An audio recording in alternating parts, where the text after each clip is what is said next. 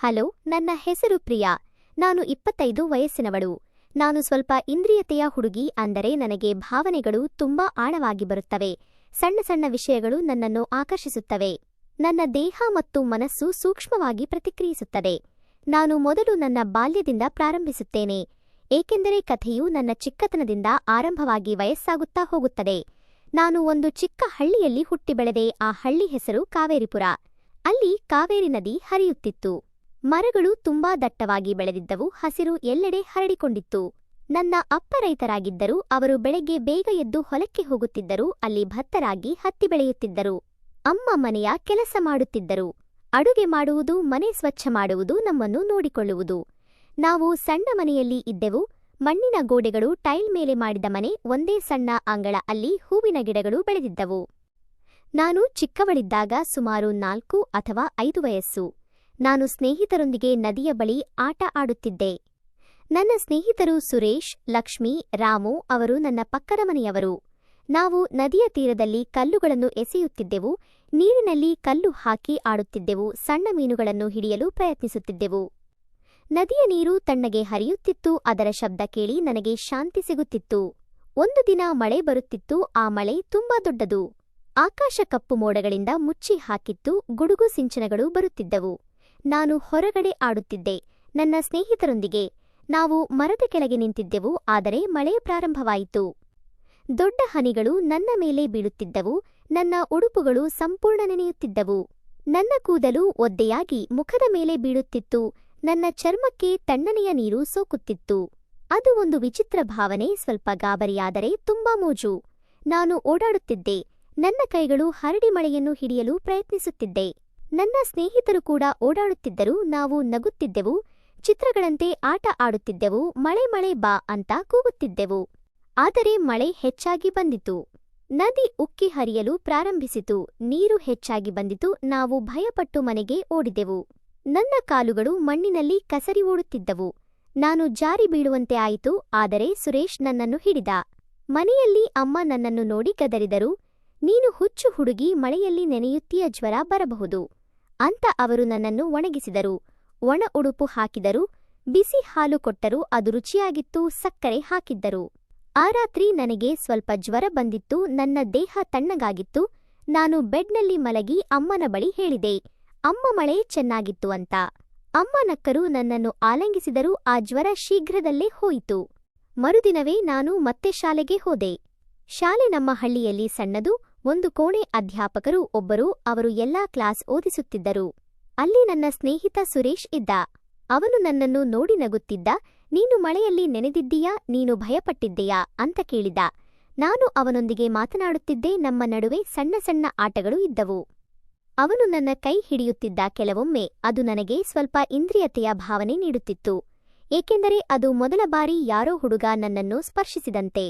ನನ್ನ ಹೃದಯ ಸ್ವಲ್ಪ ವೇಗವಾಗಿ ಬಡಿಯುತ್ತಿತ್ತು.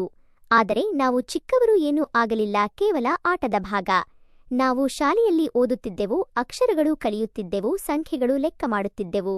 ಅಧ್ಯಾಪಕರು ಕಥೆಗಳು ಹೇಳುತ್ತಿದ್ದರು. ಪಂಚತಂತ್ರದ ಕಥೆಗಳು. ಅದು ನನಗೆ ಇಷ್ಟವಾಗುತ್ತಿತ್ತು. ಕಾಲ ಹೋಗುತ್ತಾ ಹೋಯಿತು. ನಾನು 10 ವಯಸ್ಸಾದೆ. ಈಗ ನಾನು ದೊಡ್ಡ ಶಾಲೆಗೆ ಹೋಗುತ್ತಿದ್ದೆ. ಹಳ್ಳಿಯಿಂದ ಸ್ವಲ್ಪ ದೂರದಲ್ಲಿ ಬಸ್ಸಿನಲ್ಲಿ ಹೋಗುತ್ತಿದ್ದೆ. ಶಾಲೆಯಲ್ಲಿ ನಾನು ಚೆನ್ನಾಗಿ ಓದುತ್ತಿದ್ದೆ. ಅಧ್ಯಾಪಕರು ನನ್ನನ್ನು ಹೊಗಳುತ್ತಿದ್ದರು. ಪ್ರಿಯ, ನೀನು ಬುದ್ಧಿವಂತ ಹುಡುಗಿ ಅಂತ. ನನ್ನ ಅಪ್ಪ ನನಗೆ ಹೊಸ ಪುಸ್ತಕಗಳನ್ನು ಕೊಡುತ್ತಿದ್ದರು. ನಾನು ಕಥೆಗಳನ್ನು ಓದುತ್ತಿದ್ದೆ. ಕಲ್ಪನೆಯಲ್ಲಿ ತೇಲುತ್ತಿದ್ದೆ. ರಾಜಕುಮಾರಿ ಹಾಗೆ ಯೋಚಿಸುತ್ತಿದ್ದೆ. ಒಂದು ದಿನ ಬೆಳಕು ಆರಿತು. ಮನೆಯಲ್ಲಿ ವಿದ್ಯುತ್ ಹೋಯಿತು. ರಾತ್ರಿ ಸಮಯ. ಎಲ್ಲ ಕತ್ತಲು. ನಾನು ಭಯಪಟ್ಟೆ, ಏಕೆಂದರೆ ಕತ್ತಲೆಂದರೆ ನನಗೆ ಭಯ. ನಾನು ಯೋಚಿಸುತ್ತಿದ್ದೆ, ಭೂತಗಳು ಬರುತ್ತವೆಯೋ ಅಂತ. ಹಳ್ಳಿಯಲ್ಲಿ ಭೂತಗಳ ಕಥೆಗಳು ತುಂಬಾ. ನನ್ನ ಅಣ್ಣ ಇದ್ದ. ಅವನು ಮೇಣದ ಬತ್ತಿ ಹಚ್ಚಿದ. ಅದರ ಬೆಳಕಿನಲ್ಲಿ ನಾವು ಕುಳಿತು ಮಾತನಾಡುತ್ತಿದ್ದೆವು. ಅಪ್ಪ ಹಳೆಯ ಕಥೆಗಳು ಹೇಳುತ್ತಿದ್ದರು. ರಾಜರಾಣಿಯರ ಕಥೆಗಳು, ಭೂತಗಳ ಕಥೆಗಳು. ಒಂದು ರಾತ್ರಿ ಒಬ್ಬ ಭೂತ ಬಂದಿತ್ತು ಅಂತ ಪ್ರಾರಂಭಿಸಿದ್ದರು. ನಾನು ಭಯಪಟ್ಟು ಅಣ್ಣನ ಬಳಿ ಹತ್ತಿರ ಕುಳಿತೆ. ಆ ಕತ್ತಲಿನಲ್ಲಿ ನನ್ನ ಮನಸ್ಸು ವಿಚಿತ್ರ ಯೋಚನೆಗಳು ಬರುತ್ತಿದ್ದವು. ಯಾರಾದರೂ ಬಂದು ನನ್ನನ್ನು ಹಿಡಿಯುತ್ತಾರೆ ಅಂತ ಸ್ವಲ್ಪ ಥ್ರಿಲ್ ಇದ್ದಂತೆ. ನನ್ನ ಹೃದಯ ಬಡಿತ ಹೆಚ್ಚಾಗುತ್ತಿತ್ತು. ನಾನು ಕಣ್ಣು ಮುಚ್ಚಿ ಕುಳಿತಿದ್ದೆ. ನಾನು ಅಣ್ಣನ ಕೈ ಹಿಡಿದಿದ್ದೆ. ಅದು ಸಮಾಧಾನ ನೀಡುತ್ತಿತ್ತು. ಅವನು ನನ್ನನ್ನು ನೋಡಿ ನಗುತ್ತಿದ್ದ. ಭಯಪಡಬೇಡ ಪ್ರಿಯಾ ಅಂತ. ಆದರೆ ಏನೂ ಆಗಲಿಲ್ಲ. ಬೆಳಗ್ಗೆ ವಿದ್ಯುತ್ ಬಂದಿತ್ತು. ನಾನು ಮತ್ತೆ ಜೀವನಕ್ಕೆ ಹಿಂತಿರುಗಿದೆ. ಆ ಘಟನೆ ನನಗೆ ಕಲಿಸಿತು, ಕತ್ತಲೆ ಭಯವಲ್ಲ, ಅದರಲ್ಲಿ ಸಹ ಸೌಂದರ್ಯ ಇದೆ ಅಂತ. ಮೇಣದ ಬತ್ತಿಯ ಬೆಳಕು ಚೆನ್ನಾಗಿ ಕಾಣುತ್ತಿತ್ತು. ನೆರಳುಗಳು ಆಡುತ್ತಿದ್ದವು. ನಾನು 16 ವಯಸ್ಸಾದೆ. ಈಗ ನನ್ನ ದೇಹ ಬದಲಾಗುತ್ತಿತ್ತು. ನಾನು ಹುಡುಗಿಯಿಂದ ಮಹಿಳೆಯಾಗುತ್ತಿದ್ದೆ. ನನ್ನ ಸ್ನೇಹಿತರು ಹೇಳುತ್ತಿದ್ದರು, ಪ್ರಿಯ ನೀನು ಸುಂದರವಾಗಿದ್ದೀಯಾ, ನಿನ್ನ ಕಣ್ಣುಗಳು ಹೊಳೆಯುತ್ತವೆ ಅಂತ. ನಾನು ನಾಚಿಕೆ ಪಡುತ್ತಿದ್ದೆ, ಆದರೆ ಒಳಗಡೆ ಸಂತೋಷವಾಗುತ್ತಿತ್ತು. ನನ್ನ ದೇಹದ ಬದಲಾವಣೆಗಳು ನನಗೆ ಹೊಸ ಭಾವನೆಗಳನ್ನು ನೀಡುತ್ತಿದ್ದವು. ಸ್ವಲ್ಪ ಇಂದ್ರಿಯತೆ. ನಾನು ಕನ್ನಡಿಯ ಮುಂದೆ ನಿಂತು ನನ್ನನ್ನು ನೋಡುತ್ತಿದ್ದೆ. ನನ್ನ ಕೂದಲು ಉದ್ದವಾಗಿತ್ತು. ನನ್ನ ಮುಖ ಸುಂದರವಾಗಿತ್ತು. ಒಂದು ದಿನ ನಾನು ಮಾರುಕಟ್ಟೆಗೆ ಹೋಗಿದ್ದೆ. ಹಳ್ಳಿಯ ಮಾರುಕಟ್ಟೆ. ಅಲ್ಲಿ ಹಣ್ಣುಗಳು, ತರಕಾರಿಗಳು, ಬಟ್ಟೆಗಳು ಮಾರುತ್ತಿದ್ದರು. ನಾನು ಅಮ್ಮನೊಂದಿಗೆ ಹೋಗಿದ್ದೆ ಹೊಸ ಬಟ್ಟೆ ಕೊಳ್ಳಲು, ಏಕೆಂದರೆ ಉತ್ಸವ ಬರುತ್ತಿತ್ತು. ಮಾರುಕಟ್ಟೆಯಲ್ಲಿ ಜನಜಂಗುಳಿ ಶಬ್ದಗಳು. ತುಂಬಾ ವ್ಯಾಪಾರಿಗಳು ಕೂಗುತ್ತಿದ್ದರು, ತಾಜಾ ಹಣ್ಣುಗಳು, ಬನ್ನಿ ಬನ್ನಿ ಬನ್ನಿ ಅಂತ. ಅಲ್ಲಿ ನಾನು ಒಬ್ಬ ಹುಡುಗನನ್ನು ನೋಡಿದೆ. ಅವನು ನನ್ನ ಕಡೆ ನೋಡುತ್ತಿದ್ದ. ಅವನ ಕಣ್ಣುಗಳು ನನ್ನ ಮೇಲೆ ನೆಟ್ಟಿದ್ದವು. ನಾನು ನಾಚಿಕೆಯಿಂದ ಮುಖ ತಿರುಗಿಸಿದೆ. ನನ್ನ ಹೃದಯ ವೇಗವಾಗಿ ಬಡಿಯಿತು. ಆದರೆ ಅದು ಸಣ್ಣ ಘಟನೆ.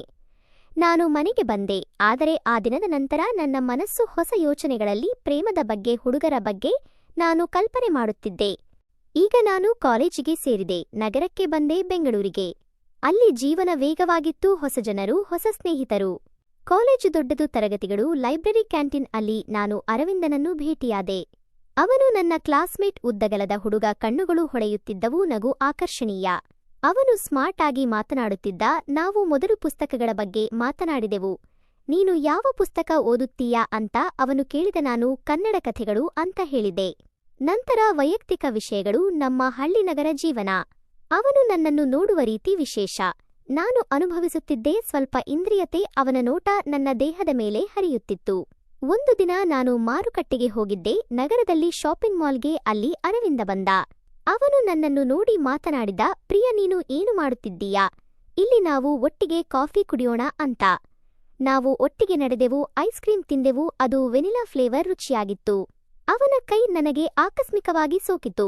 ಅದು ಒಂದು ವಿದ್ಯುತ್ ಶಾಕ್ನಂತೆ. ನನ್ನ ದೇಹದಲ್ಲಿ ಏನೋ ಚಲನೆಯಾಯಿತು. ನನ್ನ ಹೃದಯ ಬಡಿತ ಹೆಚ್ಚಾಯಿತು.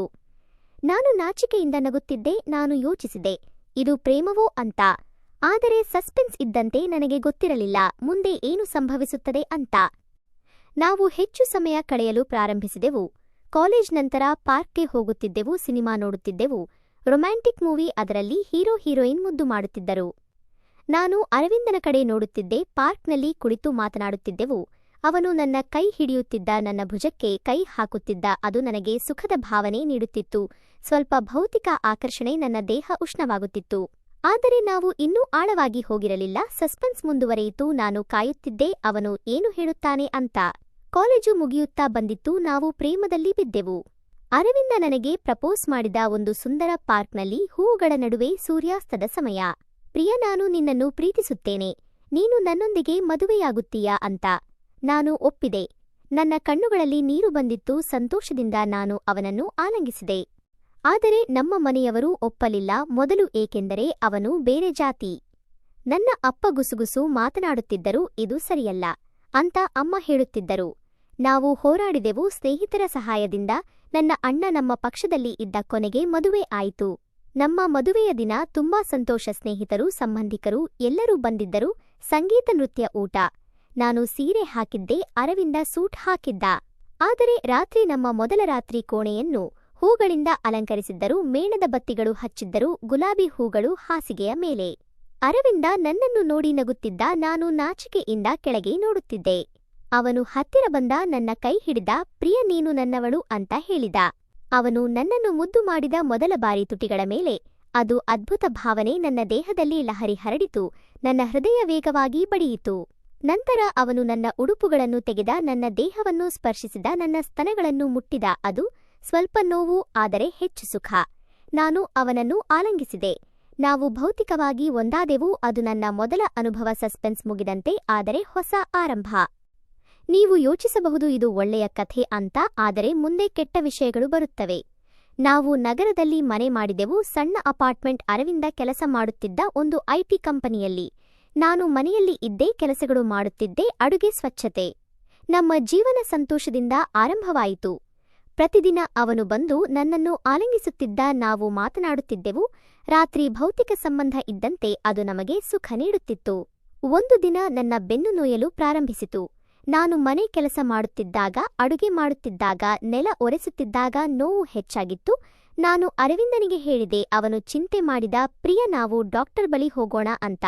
ನಾವು ಆಸ್ಪತ್ರೆಗೆ ಹೋದೆವು. ಡಾಕ್ಟರ್ ಪರೀಕ್ಷೆ ಮಾಡಿ ಹೇಳಿದರು, ಸಣ್ಣ ಸಮಸ್ಯೆ, ಆರಾಮ ಮಾಡಿ, ಕೆಲವು ಮಾತ್ರೆಗಳನ್ನು ಕೊಡುತ್ತೇನೆ, ವ್ಯಾಯಾಮ ಮಾಡಿ ಅಂತ.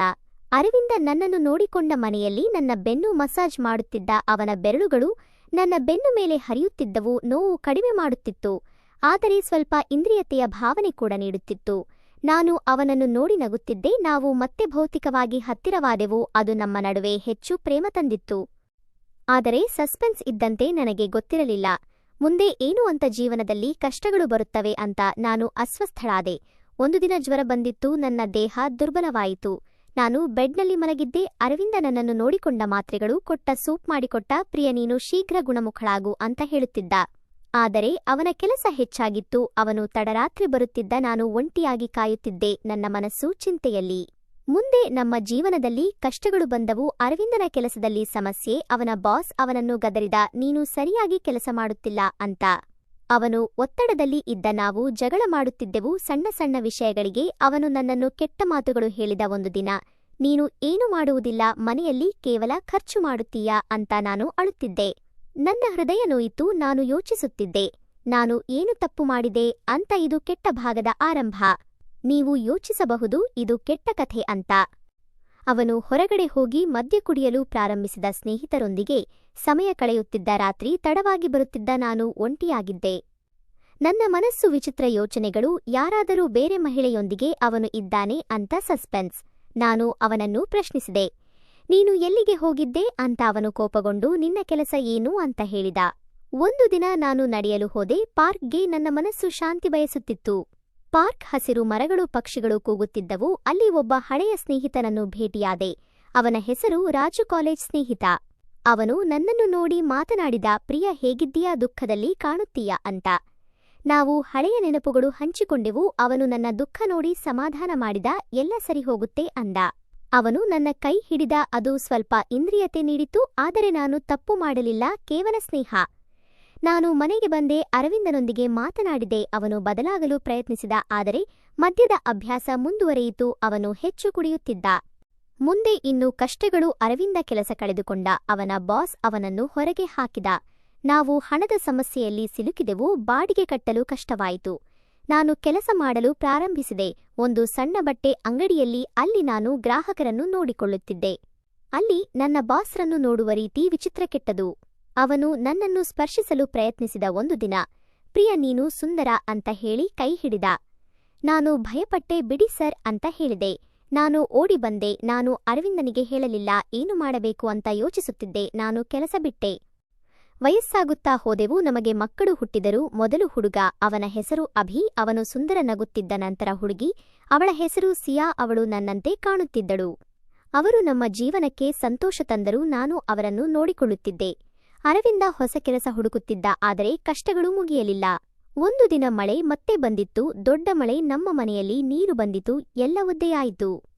ಮಕ್ಕಳು ಅಳುತ್ತಿದ್ದರು. ಅರವಿಂದ ನನ್ನನ್ನು ಮತ್ತು ಮಕ್ಕಳನ್ನು ರಕ್ಷಿಸಿದ. ಅವನು ನೀರನ್ನು ಹೊರಗೆ ಹಾಕುತ್ತಿದ್ದ. ನಾವು ಒಟ್ಟಿಗೆ ಕೆಲಸ ಮಾಡಿದೆವು. ಅದು ನಮ್ಮ ನಡುವೆ ಪ್ರೇಮವನ್ನು ಮತ್ತೆ ತಂದಿತು. ಆ ರಾತ್ರಿ ನಾವು ಆಲಿಂಗಿಸಿ ಮಲಗಿದೆವು, ಮಕ್ಕಳು ನಮ್ಮ ನಡುವೆ. ಮುಂದೆ ಬೆಳಕು ಹಾರಿ ಮತ್ತೊಮ್ಮೆ ವಿದ್ಯುತ್ ಸಮಸ್ಯೆ. ನಾವು ಕುಳಿತು ಮಾತನಾಡಿದೆವು. ಮಕ್ಕಳೊಂದಿಗೆ ಕಥೆಗಳು ಹೇಳಿದೆವು. ಒಂದು ರಾಜಕುಮಾರಿ ಇದ್ದಳು ಅಂತ. ನಾನು ಮಾರುಕಟ್ಟೆಗೆ ಹೋಗುತ್ತಿದ್ದೆ. ಪ್ರತಿದಿನ ಹಣ್ಣು ತರಕಾರಿ ಕೊಳ್ಳಲು. ಅಲ್ಲಿ ಹೊಸ ಜನರನ್ನು ಭೇಟಿಯಾಗುತ್ತಿದ್ದೆ. ಸ್ನೇಹಿತರಾದರೂ ಅವರು ನನ್ನ ದುಃಖ ಕೇಳಿ ಸಲಹೆ ನೀಡುತ್ತಿದ್ದರು. ಆದರೆ ಒಂದು ದಿನ ನನ್ನ ಬೆನ್ನು ಮತ್ತೆ ನೋಯಿತು. ಹೆಚ್ಚು. ಡಾಕ್ಟರ್ ಹೇಳಿದರು, ಗಂಭೀರ ಸಮಸ್ಯೆ. ನಾನು ಆಸ್ಪತ್ರೆಗೆ ಹೋದೆ. ಆಪರೇಷನ್ ಮಾಡಿದರು. ನೋವು ತುಂಬಾ. ಅರವಿಂದ ನನ್ನ ಬಳಿ ಇದ್ದ. ಅವನು ಬದಲಾಗಿದ್ದ, ಒಳ್ಳೆಯವನಾಗಿದ್ದ. ಪ್ರಿಯ, ನಾನು ನಿನ್ನನ್ನು ಬಿಡುವುದಿಲ್ಲ ಅಂತ ಹೇಳಿದ. ನಾನು ಅಸ್ವಸ್ಥಳಾದೆ ಇನ್ನೊಮ್ಮೆ. ಆದರೆ ಮಕ್ಕಳು ನನ್ನನ್ನು ನೋಡಿಕೊಂಡರು. ಅಭಿ ನನಗೆ ನೀರು ಕೊಡುತ್ತಿದ್ದ. ಸಿಯಾ ನನ್ನನ್ನು ಮುದ್ದು ಮಾಡುತ್ತಿದ್ದಳು. ನಡೆಯಲು ಹೋಗುತ್ತಿದ್ದೆ ಪಾರ್ಕ್ಗೆ. ಸ್ವಲ್ಪ ಸ್ವಲ್ಪ ಅಲ್ಲಿ ಶಾಂತಿ ಸಿಗುತ್ತಿತ್ತು. ನನ್ನ ಮನಸ್ಸು ಸ್ವಸ್ಥವಾಗುತ್ತಿತ್ತು. ಕಥೆಯ ಮಧ್ಯದಲ್ಲಿ ಕೆಟ್ಟ ವಿಷಯಗಳು ಹೆಚ್ಚು. ಅರವಿಂದನ ಸ್ನೇಹಿತ ಒಬ್ಬ ಬಂದ. ಅವನ ಹೆಸರು ವಿಕ್ರಮ್. ಅವನು ಕೆಟ್ಟವನು. ಅವನು ಅರವಿಂದನನ್ನು ಕೆಟ್ಟ ಮಾರ್ಗಕ್ಕೆ ಕರೆದ. ಮದ್ಯ ಜೂಜುಪಾಟಿಗಳು, ಬಾ ಅರವಿಂದ ಮೋಜು ಮಾಡೋಣ ಅಂತ. ಅರವಿಂದ ಸಿಲುಕಿದ. ಅವನು ಮನೆಗೆ ತಡವಾಗಿ ಬರುತ್ತಿದ್ದ. ಹಣವನ್ನು ತ್ಯಾಜ್ಯ ಮಾಡುತ್ತಿದ್ದ. ನಾವು ಜಗಳ ಮಾಡುತ್ತಿದ್ದೆವು. ನೀನು ಏನು ಮಾಡುತ್ತಿದ್ದೀಯಾ, ಮಕ್ಕಳು ಇದ್ದಾರೆ ಅಂತ ನಾನು ಕೇಳುತ್ತಿದ್ದೆ. ಅವನು ಕೋಪಗೊಂಡು ನನ್ನನ್ನು ಹೊಡೆದ. ಒಂದು ದಿನ ನನ್ನ ಕೆನ್ನೆ ಕೆಂಪಾಯಿತು. ನಾನು ಅಳುತ್ತಿದ್ದೆ. ಮಕ್ಕಳು ನೋಡಿ ಭಯಪಟ್ಟರು. ಇದು ಕೆಟ್ಟ ಭಾಗ. ನೀವು ಯೋಚಿಸಬಹುದು ಇದು ಕೆಟ್ಟ ಕಥೆ ಅಂತ. ಏಕೆಂದರೆ ನಮ್ಮ ಮನೆಯಲ್ಲಿ ಶಾಂತಿ ಇರಲಿಲ್ಲ. ಮಕ್ಕಳು ಭಯಪಡುತ್ತಿದ್ದರು. ನಾನು ಅಮ್ಮನ ಮನೆಗೆ ಹೋಗಿ ಅಳುತ್ತಿದ್ದೆ. ಮುಂದೆ ಏನು ಅಂತ ನಾನು ಮಕ್ಕಳನ್ನು ಕರೆದುಕೊಂಡು ಹೋಗಲು ಯೋಚಿಸಿದೆ ಅಮ್ಮನ ಮನೆಗೆ. ಆದರೆ ಪ್ರೇಮ ಇತ್ತು. ನಾನು ಉಳಿದೇ ಹೋರಾಡಿದೆ. ಅರವಿಂದನನ್ನು ಬದಲಾಯಿಸಲು ಪ್ರಯತ್ನಿಸಿದೆ. ಮುಂದೆ ರೂಪಾಂತರ ಬಂದಿತ್ತು. ವಿಕ್ರಮ್ ಅಪಘಾತದಲ್ಲಿ ಸತ್ತ. Car accident. ಅದು ಅರವಿಂದನನ್ನು ಬದಲಾಯಿಸಿತು. ಅವನು ಚಿಂತೆ ಮಾಡಿದ, ನಾನು ತಪ್ಪು ಮಾರ್ಗದಲ್ಲಿ ಇದ್ದೆ ಅಂತ. ಕ್ಷಮೆ ಕೇಳಿದ. ಪ್ರಿಯಾ, ನಾನು ತಪ್ಪು ಮಾಡಿದೆ, ನನ್ನನ್ನು ಕ್ಷಮಿಸು, ನಾನು ಬದಲಾಗುತ್ತೇನೆ ಅಂತ. ನಾನು ಒಪ್ಪಿದೆ. ನಾವು ಮತ್ತೆ ಒಟ್ಟಿಗೆ ಜೀವನ ಪ್ರಾರಂಭಿಸಿದೆವು. ಅರವಿಂದ ಹೊಸ ಕೆಲಸ ಪಡೆದ. ಒಳ್ಳೆಯ ಕಂಪನಿ. ನಾವು ಹಣ ಉಳಿಸಿದೆವು. ಮಕ್ಕಳು ಶಾಲೆಗೆ ಹೋಗಲು ಪ್ರಾರಂಭಿಸಿದರು. ಅಭಿ ಚೆನ್ನಾಗಿ ಓದುತ್ತಿದ್ದ. ಸಿಯಾ ಆಟ ಆಡುತ್ತಿದ್ದಳು. ನಾವು ವಯಸ್ಸಾದೆವು. ನನಗೆ 30 ವಯಸ್ಸು, ಅರವಿಂದನಿಗೆ 35. ನಮ್ಮ ಪ್ರೇಮ ಬಲವಾಗಿತ್ತು. ನಾವು ಪ್ರತಿರಾತ್ರಿ ಮಾತನಾಡುತ್ತಿದ್ದೆವು. ಸ್ವಲ್ಪ ಭೌತಿಕ ಸಂಬಂಧ ಇದ್ದಂತೆ, ಆದರೆ ಈಗ ಹೆಚ್ಚು ಭಾವನಾತ್ಮಕ. ನಾವು ಒಟ್ಟಿಗೆ ಸಿನಿಮಾ ನೋಡುತ್ತಿದ್ದೆವು, ಪಾರ್ಕ್ಗೆ ಹೋಗುತ್ತಿದ್ದೆವು. ಒಂದು ದಿನ ಮಳೆ ಬಂದಿತ್ತು. ಮತ್ತೆ ನಾವು ಮನೆಯ ಟೆರೆಸ್ನಲ್ಲಿ ಕುಳಿತು ನೋಡುತ್ತಿದ್ದೆವು. ಮಳೆಯ ಹನಿಗಳು ಬೀಳುತ್ತಿದ್ದವು. ಅವನು ನನ್ನ ಕೈ ಹಿಡಿದ. ಪ್ರಿಯ, ನೀನು ನನ್ನ ಜೀವನ. ನಾವು ಒಟ್ಟಿಗೆ ಎಲ್ಲಾ ಕಷ್ಟಗಳನ್ನು ಗೆದ್ದೆವು ಅಂತ ಹೇಳಿದ. ನಾನು ಅವನನ್ನು ಮುದ್ದು ಮಾಡಿದೆ. ಸ್ವಲ್ಪ ಇಂದ್ರಿಯತೆ ಇತ್ತು ಇನ್ನು, ಏಕೆಂದರೆ ಪ್ರೇಮ ಇಂದಿಗೂ ಮುಗಿಯುವುದಿಲ್ಲ, ಅದು ಬೆಳೆಯುತ್ತದೆ. ಕೊನೆಗೆ ನಾವು ಸಂತೋಷದಿಂದ ಇದ್ದೆವು. ಕಷ್ಟಗಳು ಹೋದವು. ಮಕ್ಕಳು ಬೆಳೆದರು. ಅಭಿ ಇಂಜಿನಿಯರ್ ಆದ. ಸಿಯಾ ಡಾಕ್ಟರ್ ಆದಳು. ಅವರು ನಮಗೆ ಬೆಂಬಲ. ನೀವು ಈಗ ಯೋಚಿಸಿ, ಇದು ಒಳ್ಳೆಯ ಕಥೆಯಲ್ಲವೇ? ಹೌದು, ಇದು ಒಳ್ಳೆಯದು. ಏಕೆಂದರೆ ಕೊನೆಗೆ ಪ್ರೇಮ ಮತ್ತು ಸಮಾಧಾನ ಗೆಲ್ಲುತ್ತದೆ. ನನ್ನ ಕಥೆ ಮುಗಿಯಿತು. ಸ್ನೇಹಿತರೆ, ಈ ಕಥೆ ನಿಮಗೆ ಹೇಗೆ ಅನಿಸಿತು? ಈ ಕಥೆ ನಿಮಗೆ ಇಷ್ಟವಾಗಿದ್ದರೆ ದಯವಿಟ್ಟು ನಮ್ಮ ಚಾನೆಲ್ ಅನ್ನು ಸಬ್ಸ್ಕ್ರೈಬ್ ಮಾಡಿಕೊಳ್ಳಿ. ಈ ವಿಡಿಯೋಗೊಂದು ಲೈಕ್ ಮಾಡಿ. ನಿಮ್ಮ ಅನಿಸಿಕೆಗಳನ್ನು ಕಮೆಂಟ್ ಮಾಡಿ ಖಂಡಿತ ತಿಳಿಸಿ. ಧನ್ಯವಾದಗಳು.